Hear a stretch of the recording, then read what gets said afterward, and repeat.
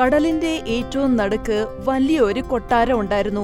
മത്സ്യകന്യകയുടെ കൊട്ടാരം. ഇവിടത്തെ രാജാവാണ് രാജാ ജൽദേവ്.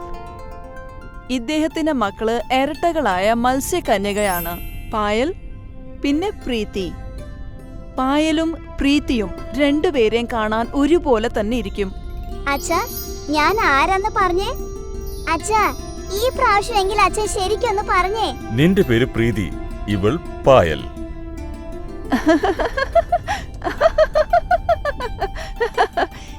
ഇല്ല, തെറ്റിപ്പോയി.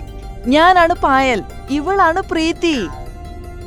എന്താ അച്ഛാ, നിങ്ങൾക്കൊരിക്കലും സത്യം പറയാൻ കഴിയില്ല. എനിക്ക് നിങ്ങളെ എങ്ങനെ കണ്ടുപിടിക്കാനാവും? നിങ്ങളെ സൃഷ്ടിച്ചയാൾ ഒരുപോലെയാണ് സൃഷ്ടിച്ചിരിക്കുന്നത്. അതെന്തുമാവട്ടെ, നിങ്ങൾ രണ്ടുപേരും എനിക്ക് പ്രിയപ്പെട്ട കുട്ടികളാണ്. രണ്ടുപേരും തമ്മില് ഒരു വ്യത്യാസം ഉറപ്പായിട്ടും ഉണ്ടായിരുന്നു, സ്വഭാവത്തിന്റെ. പായൽ വളരെ നല്ല ഒരു കുട്ടിയാണ്. അവൾ എപ്പോഴും എല്ലാവരെയും സഹായിക്കുമായിരുന്നു. നന്ദി. എന്നിട്ട് പ്രീതിക്ക് നല്ല വികൃതി ഉണ്ടായിരുന്നു. അവൾക്ക് എല്ലാരെയും ഉപദ്രവിക്കുന്ന ഒരു ഹരമായിരുന്നു. അങ്ങനെയാണോ? അപ്പൊ നിനക്ക് നിന്റെ 8 കൈയും പരസ്പരം ഒട്ടിക്കാൻ കഴിയുമോ? എന്നിട്ട് ആ സമയത്ത് തന്നെ ആ ഓക്ടോപസ് എല്ലാ 8 കൈയും ഒട്ടിച്ചപ്പോ പ്രീതി പെട്ടെന്ന് ഒരു കയറെടുത്ത് അതിന്റെ 8 കൈയും കെട്ടിയിട്ടു. ഇതിനൊന്ന് അഴിച്ചു കാണിച്ച് പിന്നെ സമ്മതിക്കാം.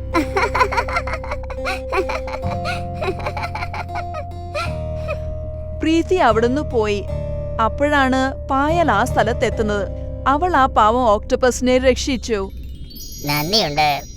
ഞാൻ എന്റെ അനിയത്തി ചെയ്ത ഈ വികൃതിക്ക് മാപ്പ് ചോദിക്കുന്നു. ഒരു ദിവസം ഇത് സംഭവിച്ചു. ആ കടലില് വലിയൊരു കപ്പൽ വന്നു. ആ കപ്പലിലുണ്ടായിരുന്ന മീൻകാരെല്ലാരും കടലില് വലിയൊരു വല വീശി. ആ വലയ്ക്കകത്ത് ഒരുപാട് മീനുകൾ കുടുങ്ങി. പിന്നെ ആ കപ്പല് കുറച്ചു മുമ്പിലേക്ക് നീങ്ങി.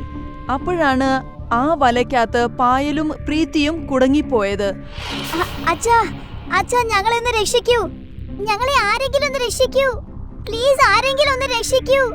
പ്രീതിയുടെയും പായലിന്റെയും ഈ ഒച്ച കേട്ട് അതിനകത്തുള്ള മീനുകളെല്ലാം പിന്നെ ജൽദേവ് അവരുടെ അടുത്തെത്തി. ജൽദേവ് ആ വലയൊന്ന് വലിച്ചു കീറാൻ നോക്കി. ഞാൻ ഇപ്പൊ തന്നെ നിങ്ങളെ രണ്ടുപേരെയും മോചിപ്പിക്കാം. നന്നായി, ഈ പ്രീതിയെ പിടിച്ചത് നന്നായി. ശരിയാ, ഈ കുട്ടി എന്നും നമ്മളെ ഉപദ്രവിക്കും. ഇന്നലെ ഈ കുട്ടി എന്റെ മുട്ട എടുത്ത് കളഞ്ഞു. പക്ഷേ പായൽ, അവൾ എന്താ ചെയ്തത്? അതെ അതെ, ആ പെണ്ണ് വളരെ നല്ലവളാ. അവൾ എന്നെയും ഒരു തവണ സഹായിച്ചിട്ടുണ്ട്. എന്നെയും സഹായിച്ചതാ. നമ്മൾ തീർച്ചയായും അവളെ സഹായിക്കേണ്ടതുണ്ട്. ആ കടലിനകത്തെ ജീവികളെല്ലാം പായലും പ്രീതിയുടെ അടുത്തേക്ക് എത്തിക്കഴിഞ്ഞു.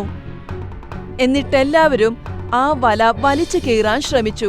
അപ്പോഴാണ് അവർക്ക് അവിടുന്ന് രക്ഷപ്പെടാൻ കഴിഞ്ഞത്. നിങ്ങൾ എല്ലാവരോടും ഞാൻ ശരിക്കും നന്ദി പറയുന്നു. അതെ അതെ, ശരിക്കും നന്ദിയുണ്ട്. ഞാനിതെല്ലാം പായലിന് വേണ്ടി മാത്രമാ ചെയ്ത്. പക്ഷെ നീയുണ്ടല്ലോ, എല്ലാവർക്കും പ്രശ്നങ്ങളെല്ലാം ഉണ്ടാക്കിയിട്ടുള്ളൂ. ശരിയാ, നിനക്ക് എന്തറിയാം? നീ എല്ലാവരെയും ഉപദ്രവിക്കാനല്ലേ നോക്കുന്നുള്ളൂ. മീനുകളുടെ ഈ സംസാരം കേട്ട് പ്രീതിക്ക് ഒരുപാട് വിഷമം തോന്നി. എന്നിട്ട് അവള് കരയാൻ തുടങ്ങി. ഇതുവരെ ഞാൻ നിങ്ങളെ ഉപദ്രവിച്ചതിന് ഞാൻ നിങ്ങളോട് മാപ്പ് ചോദിക്കുന്നു. എന്നിട്ട് ഞാൻ ഇന്നു മുതൽ ഒരിക്കലും നിങ്ങളോട് ഇങ്ങനെ പെരുമാറില്ല. നിങ്ങൾ എന്നോടൊന്ന് ക്ഷമിക്കൂ. ഈ കഥയില് നമുക്ക് പഠിക്കാൻ കഴിഞ്ഞത്, നമുക്ക് എപ്പോഴും എല്ലാവരെയും സഹായിക്കണം. അവരെ ഒരിക്കലും ഉപദ്രവിക്കാൻ പാടില്ല. ഇത് പായലിന്റെ നല്ല സ്വഭാവം കൊണ്ട് കാരണം പ്രീതിയുടെയും ജീവൻ രക്ഷപ്പെട്ടു. ഇല്ലെങ്കിൽ കടലിലെ ഈ ജീവികൾ ഒരിക്കലും പ്രീതിയെ സഹായിക്കാൻ പോകുന്നില്ലായിരുന്നു. എന്നിട്ട് ആ മീൻകാരൻ പ്രീതിയെ അവരുടെ കൂടെ കൊണ്ടുപോയേനെ.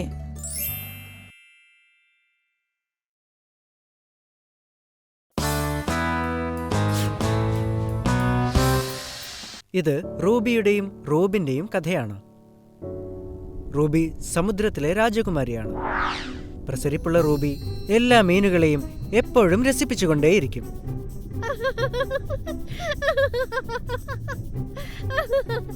മീനുകൾ റൂബിയുടെ പ്രകടനം കണ്ട് വളരെ സന്തോഷിക്കാറുണ്ട്. റൂബി ഒരു മുത്തിനകത്തൊരുക്കിയ കിടക്കയിൽ കിടന്നുറങ്ങുകയായിരുന്നു. അപ്പോൾ അവൾ ഒരു ശബ്ദം കേട്ടു. എന്താണ് ശബ്ദം? എവിടെ നിന്നാണ് ശബ്ദം വരുന്നത്? റൂബി അതിവേഗത്തിൽ മുകളിലേക്ക് നീന്തി സമുദ്രപ്പരപ്പിലെത്തി. ഒരു പക്ഷേ ഇത് ഏതെങ്കിലും ഭീകര മീനായിരിക്കുമോ? റൂബി കപ്പലിന്റെ 4 വശത്തും കറങ്ങി നോക്കി. ഇതിന്റെ വായ എവിടെയാണ്? റൂബി വേറെയും ചില ശബ്ദങ്ങൾ കേട്ടു. റോബിൻ, ഇന്ന് നീ വീണ്ടും വിലപിടിപ്പുള്ള കണ്ണാടി പാത്രങ്ങൾ പൊട്ടിച്ചു. എത്ര കാലം നിന്റെ തെറ്റുകൾ ഞാൻ ക്ഷമിച്ചുകൊണ്ടേയിരിക്കും. നിനക്കൊരിക്കലും ഒരു കടൽ കൊള്ളക്കാരനാവാൻ സാധിക്കുകയില്ല, മനസ്സിലായോ? ഡാനി അങ്കിൾ അവിടെ നിന്നും പോയി. റോബിൻ വളരെ ഉദാസീനനായി. റോബിൻ പൊട്ടിയ കണ്ണാടി പാത്രത്തുണ്ടുകൾ പെറുക്കി അത് സമുദ്രത്തിലേക്ക് വലിച്ചെറിയാൻ ശ്രമിക്കുമ്പോൾ അവൻ റൂബിയെ കാണാനിടയായി. നീ ആരാണ്? ഈ നടുക്കടലിൽ നീ എന്താണ് ചെയ്യുന്നത്? റൂബി കപ്പലിന്റെ അടുത്തേക്ക് ചെന്നു. എന്റെ പേര് റൂബി. ഞാനൊരു ജലദേവതയാണ്. പക്ഷെ നീയോ? ജലദേവതേ, ഞാൻ റോബിൻ, ഒരു മനുഷ്യനാണ്. മനുഷ്യനോ? എന്താണത്? എന്നാൽ നിന്റെ വാലും ചിറകുമൊക്കെ എവിടെ? മനുഷ്യർക്ക് വാലും ചിറകുമൊന്നും ഉണ്ടാവില്ല.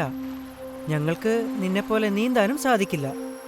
നിനക്ക് നീന്താനാവില്ലെങ്കിൽ ഇവിടെ നിന്ന് മുന്നോട്ട് എങ്ങനെയാണ് പോവുക? എന്റെ കാലുകൾ കൊണ്ട്. അതെയോ? പക്ഷെ എന്താണിത്? നീ ഇതിലാണോ വന്നത്?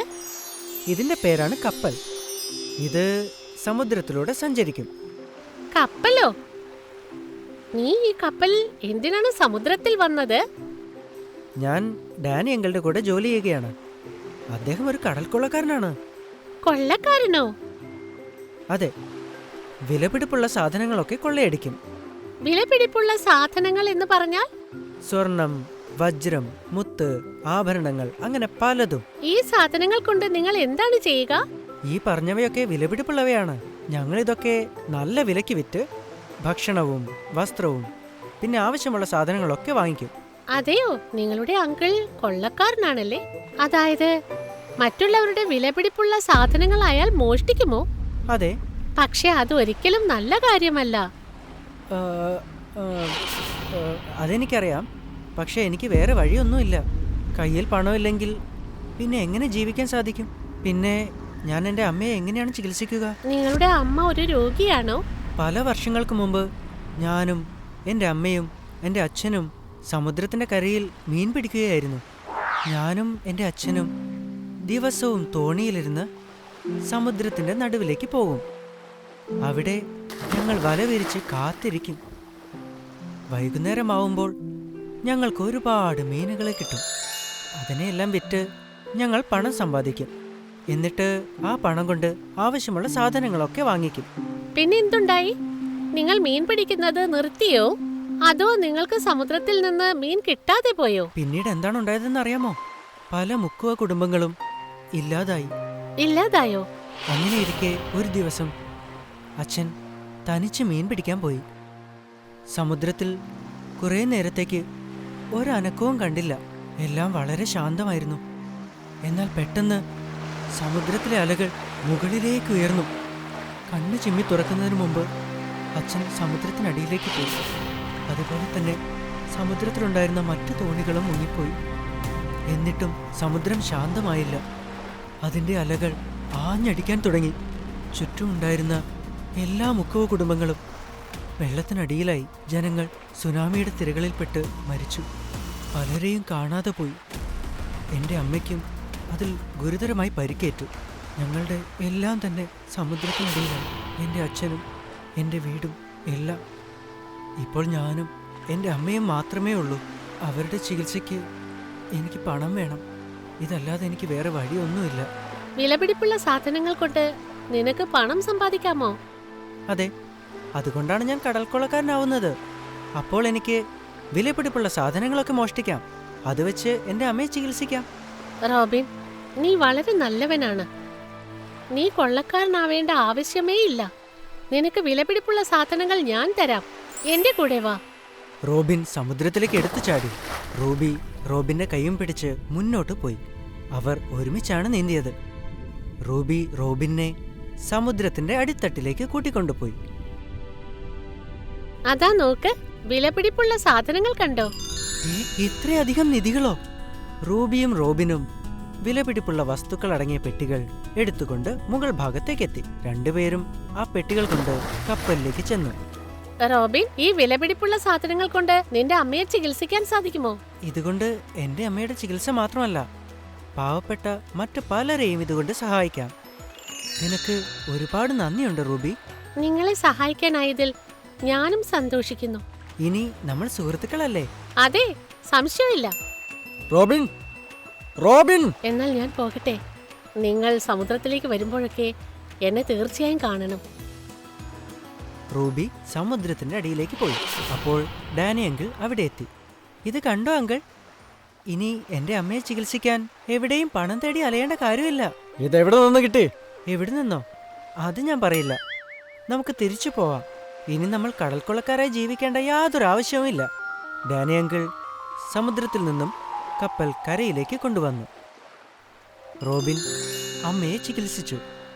ബാക്കിയുള്ള പണം കൊണ്ട് പാവപ്പെട്ട പലരെയും സഹായിച്ചു. ഇങ്ങനെ ജലദേവതയായ റൂബി റോബിനെ കടൽ കൊള്ളക്കാരനാവുന്നതിൽ നിന്നും തടഞ്ഞു. നമ്മുടെ റൂബി കടലിലുള്ള മീനുകളെയെല്ലാം രസിപ്പിച്ചുകൊണ്ട് ജീവിക്കുന്നു. ഹായ്, ഞാൻ ഷൈനി. നിങ്ങൾക്ക് ഈ കഥ ഇഷ്ടപ്പെട്ടെങ്കിൽ തീർച്ചയായും ഷെയർ ചെയ്യണം. കൂട്ടുകാരോട് പറയാനും സബ്സ്ക്രൈബ് ചെയ്യാനും മറക്കല്ലേ.